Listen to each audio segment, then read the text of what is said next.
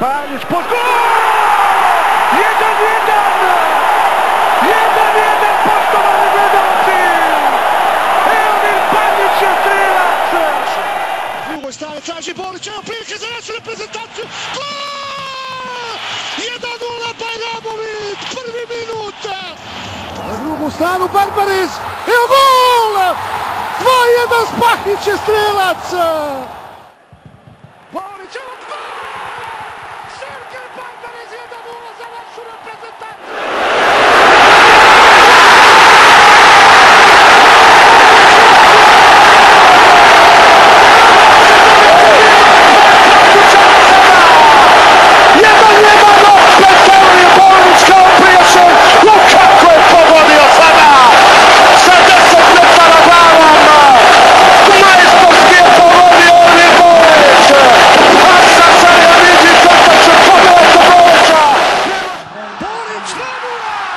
Eomir Bolić, 2-0, pobjeda reprezentacije Bosne i Hercegovine.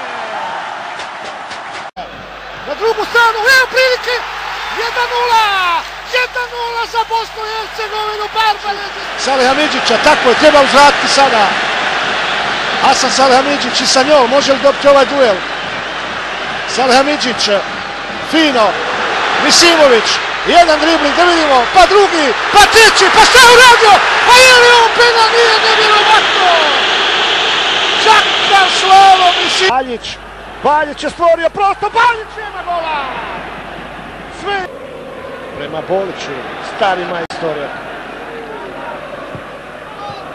Evo fine lopte, Baljić je u kaznenom prostoru, Baljić! Kako poteza, Bolić u prilici, da vidimo ima li tu penal!